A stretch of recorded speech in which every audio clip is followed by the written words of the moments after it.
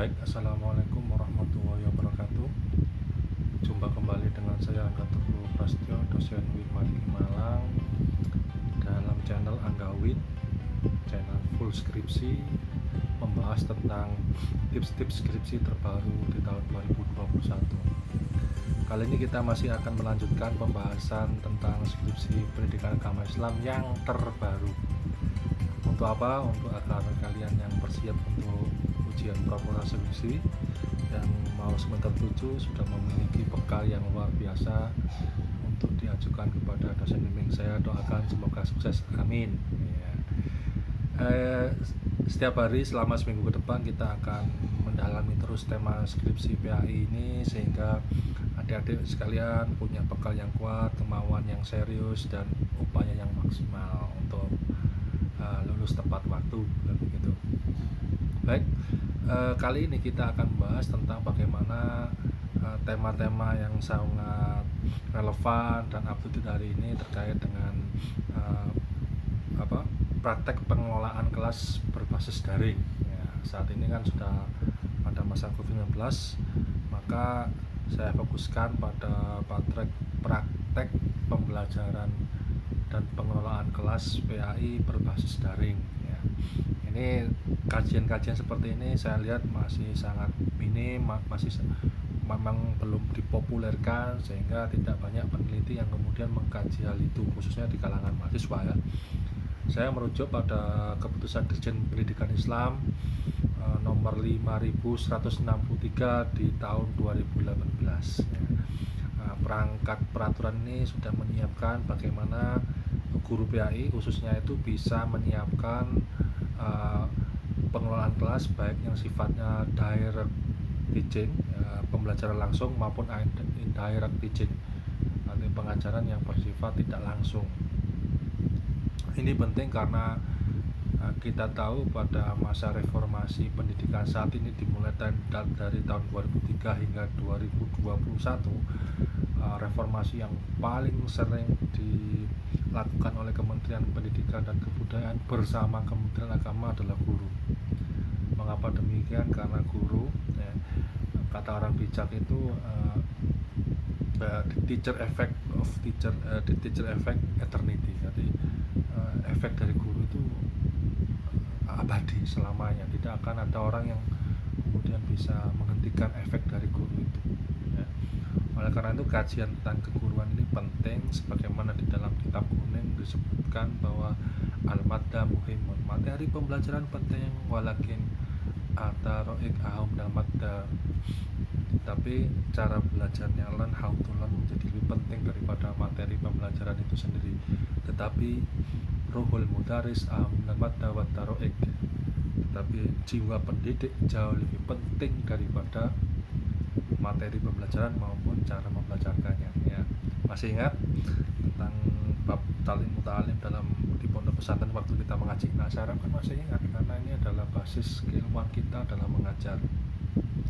Saya selalu kemudian mengingatkan kembali, memorizing, ingatan-ingatan apa yang saya sampaikan baik di dalam YouTube maupun di dalam kelas yang sifatnya tatap muka. Agar apa? Agar terjadi proses akumulasi pengetahuan yang luar biasa dalam diri kita semua, karena kita sering menyentuh kata-kata itu, menggunakannya di dalam berbagai macam kesempatan, sehingga menjadi hafal dan lancar serta mempraktekannya.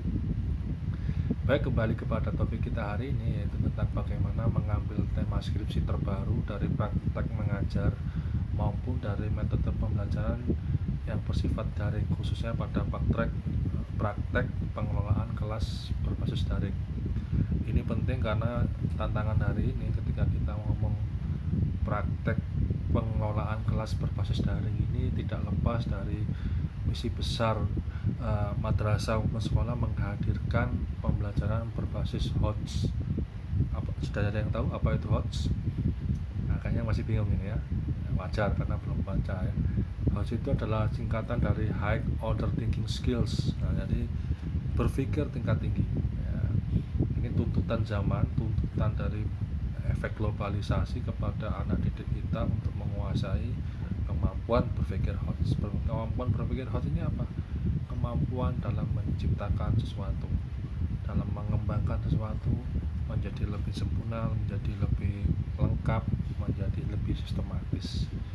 Tantangannya hari ini apa? Di tengah pandemi itu seorang guru yang tidak bisa bertatap muka secara langsung dengan muridnya itu diwajibkan menyelenggarakan pendidikan pembelajaran PAI berbasis HOTS. Nah, apa sih ciri yang paling menonjol dari pembelajaran HOTS itu tadi? Yang pertama tentu selalu mengedepankan pendidikan karakter, pendidikan moralitas sebagai core values, nilai-nilai inti yang harus ditanamkan kepada peserta didik. Nah itu kan memang di dalam sistem pendidikan kita itu ada dua kompetensi yang harus dikuasai oleh peserta didik kita. Yang pertama namanya kompetensi inti, yang kedua kompetensi dasar. Nah, coba diingat kembali materi perkuliahan strategi belajar dan mengajar yang disampaikan pada semester 3 atau 4. Nah ini penting ditekankan agar kemudian ketika kita menyusun skripsi berbasis permasalahan dalam metode pembelajaran itu dia menjadi roh yang akan menggerakkan tulisan kita, menjadi prinsip-prinsip yang akan menggerakkan tulisan kita. Apa sih kompetensi inti itu? Kompetensi inti adalah kompetensi yang harus dimiliki oleh semua siswa. Tidak peduli jurusan IPA, tidak peduli jurusan IPS, tidak peduli jurusan madrasah keagamaan, atau dia seorang santri di pondok pesantren, atau dia seorang siswa dengan disabilitas, itu harus memiliki kompetensi inti. Kompetensi inti adalah kompetensi yang harus dimiliki oleh setiap siswa. Apa itu? Sikap sosial, sikap religius, kemudian kepribadian, kematangan dalam menguasai ilmu pengetahuan. Ini 4 kompetensi inti ini harus dimiliki oleh semua peserta didik kita. Namun itu tidak cukup, harus ada basic skills yang dibutuhkan, kompetensi dasar ya. Kalau kemudian dia dalam bidang saintifik, dalam bidang sains, harus menguasai ilmu dalam bidang sains. Kalau dia dalam bidang ilmu agama, menguasai konsep-konsep dasar ilmu agama. Seperti itulah gambaran dari tantangan kita hari ini, yaitu menghadirkan pengembangan keterampilan pengelolaan kelas berbasis daring ya. Nah ini yang kemudian perlu disusun kembali keterampilan dasar mengajar oleh para dosen-dosen kita, bahwa pandemi ini di sektor pengelolaan kelas berbasis daring itu belum ada guidelines, belum ada semacam navigasi untuk bagaimana pembelajaran pengelolaan kelas berbasis daring yang menghasilkan kreativitas siswa, yang menghasilkan partisipasi dalam pembelajaran, yang menghasilkan demokratisasi dalam pembelajaran. Nah ini kemudian perlu kita sikapi dengan meresponnya dengan skripsi-skripsi terbaru yang kemudian menyuarakan, kalau bisa kemudian merekomendasikan bagaimana konsep ideal dari pengembangan pengelolaan kelas berbasis daring. Tantangannya adalah selain tadi yang saya sebutkan bahwa ciri khas pembelajaran HOTS ada 4. Yang pertama menguatkan nilai-nilai karakter, yang kedua membangun tradisi literasi di kalangan siswa.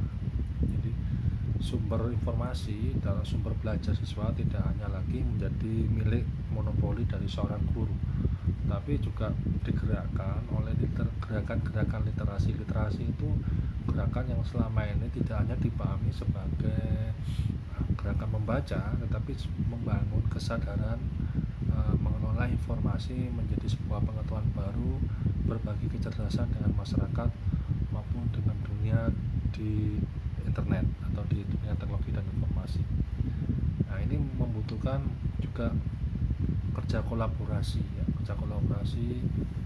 tidak hanya oleh guru tapi juga oleh orang tua siswa dan oleh sekolah. Dan ini masih kita pegang konsep tripusat pendidikan ya, tripusat pendidikan yang disuarakan oleh Ki Hajar Dewantara itu kan mengharuskan adanya kerjasama yang kuat ya, partnership antara pihak sekolah, pihak orang tua dan siswa itu sendiri.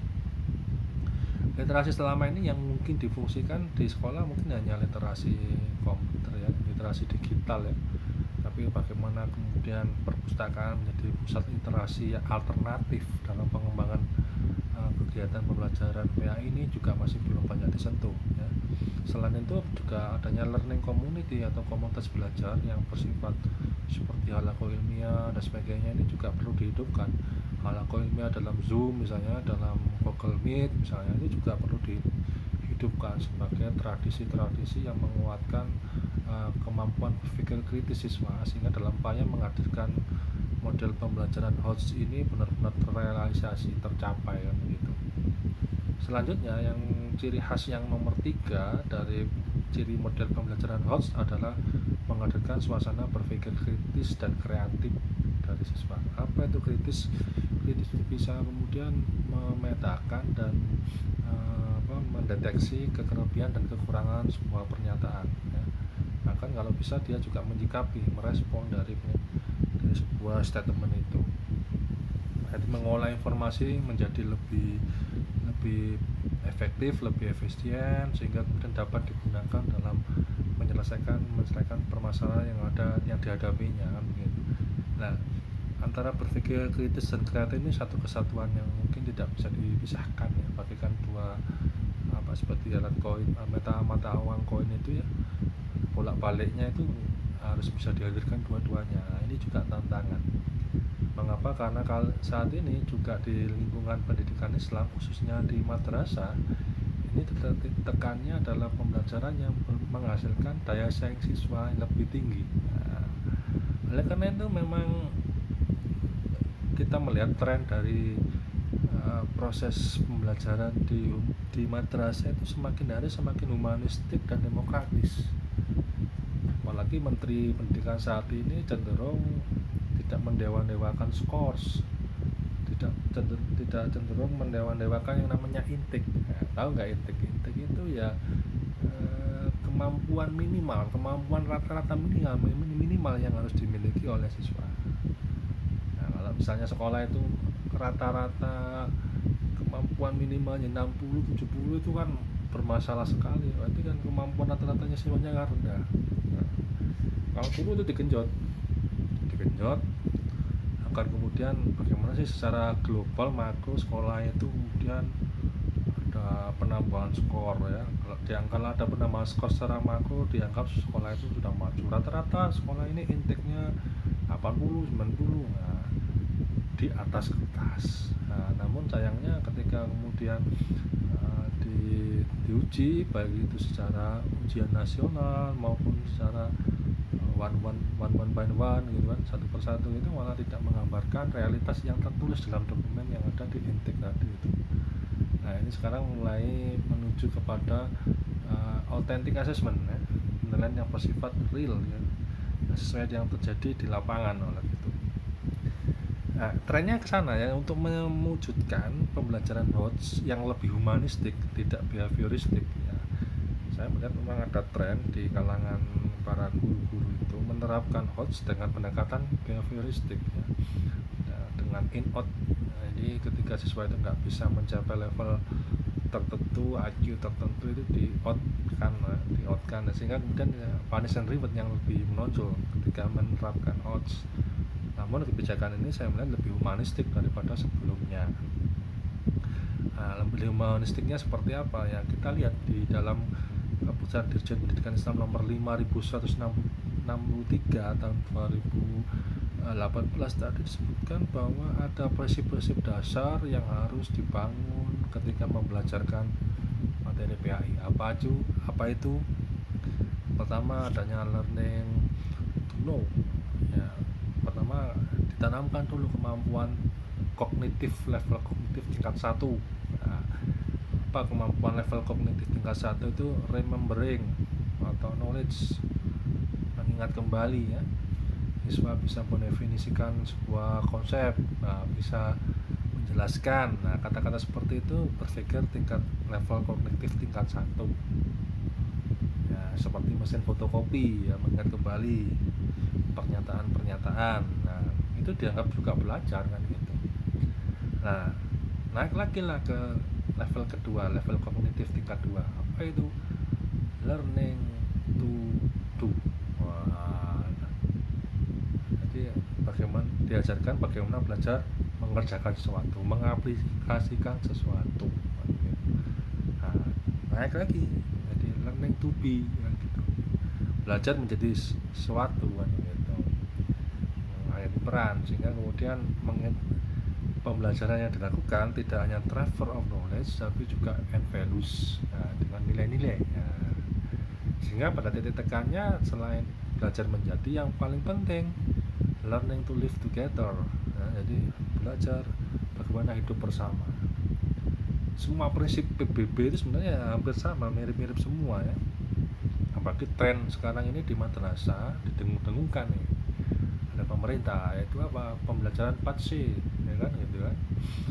Nah, coba diingat kembali apa itu pembelajaran 4C ya, saya hitung sampai 3, 1, 2, 2,5, 2,8, 2,9 ya, 3 ya, masih belum hafal ya. Nanti 4C ya. C satunya apa? Critical thinking ya, berpikir kritis ya, siswa secara kognitif mampu tajam menganalisis, bisa merespon sebuah pernyataan akademik dengan cepat ya. Itu saja tidak cukup. Apa sih yang kedua? Kreatif kan gitu. Kreatif ya, meskipun dia tidak punya apa-apa bisa memanfaatkan sesuatu menjadi lebih berguna. Jadi menciptakan sesuatu yang mempunyai nilai, itu namanya added values dan nilai tambah ya. Dari barang sederhana menjadi barang yang kemudian komersil, lah itu namanya added values. Nah, di atasnya added values ini created values ya, menciptakan nilai yang dari dasar daya kritis dan daya kreatif siswa.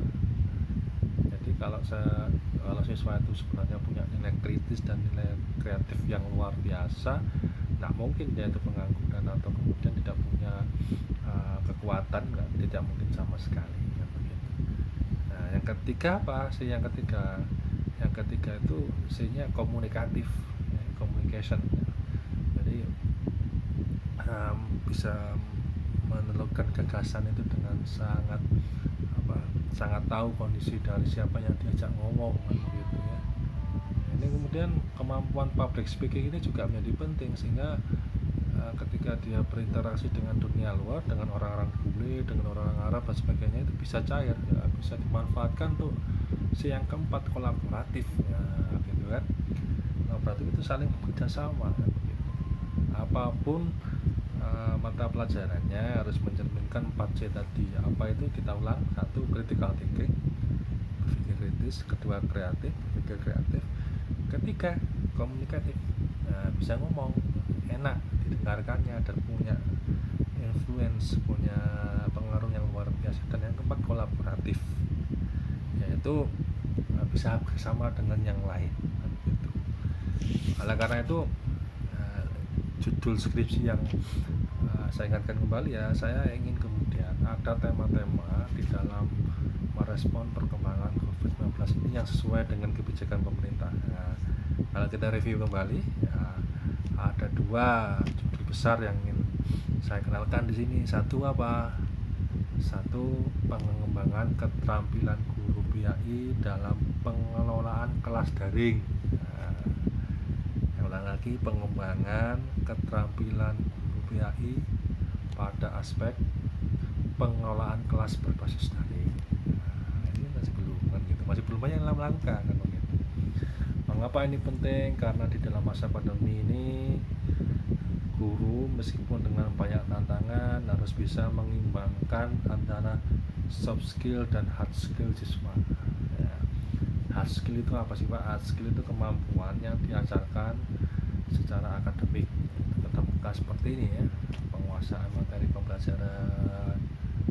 Tapi juga soft skill, ya soft skill itu apa? Keterampilan emotional quotient-nya, kemampuan kecerdasan emosionalnya, bersikap sabar, bersikap toleran, punya jiwa moderasi beragama dan sebagainya.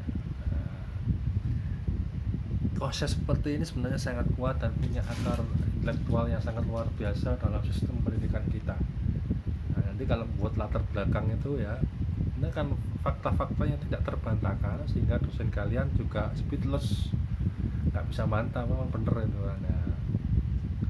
Misalnya ya, akar dari pembelajaran notes ini yang kedua. Yang tadi adalah saya mengusulkan pada kalian semua mengembangkan skripsi pengembangan keterampilan guru PAI dalam pengelolaan kelas berbasis daring. Yang kedua apa nanti dapat diingatkan kembali ya, pengembangan pembelajaran HOTS dalam kelas daring ya, tantangannya kan itu strategi pengembangan pembelajaran HOTS PAI berbasis daring ya, ini juga susah. Ini susahnya kenapa ya, kalau misalnya menguji keterampilan level kognitif tingkat 3 di daring itu juga rawan untuk dicurangi kalau tidak punya aplikasi yang pas untuk bisa mengawal prosesnya itu ya. Siapa tahu yang ada teman yang bantu atau orang tua yang bantu, kita nggak tahu, jadi kemampuan otentik asesmennya tidak kelihatan gitu.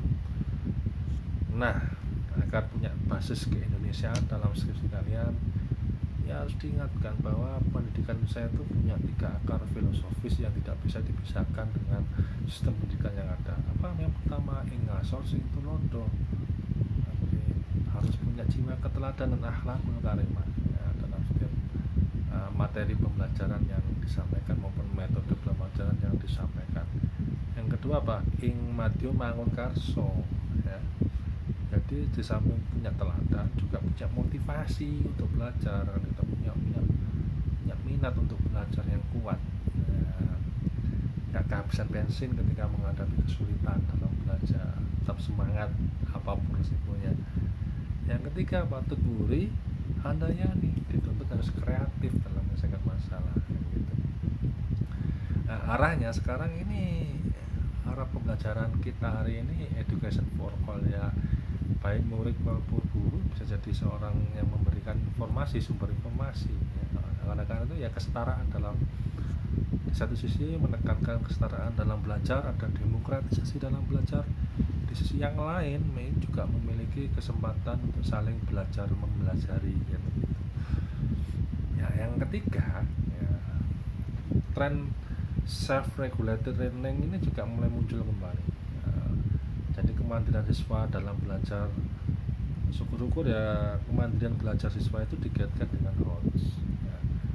Kalau belajar secara mandiri untuk mencapai level kognitif level 1 atau 2 itu biasa ya, autodidak itu biasa. Tapi bagaimana tantangannya menghadirkan self-regulated learning yang mampu memberikan pengalaman pembelajaran berbasis HOTS pada siswa. Ini tantangan besar dan itu menarik sekali untuk diteliti kan gitu.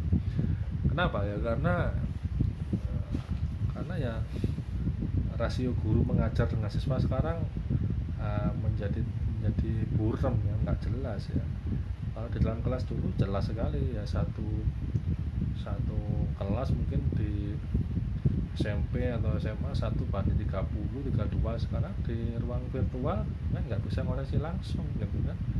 Akhirnya seperti yang dikatakan oleh para orang-orang bijaksana ya, mengajar itu lebih kepada seni daripada sekedar ilmu ya. Jadi more as an art than a science katanya begitu.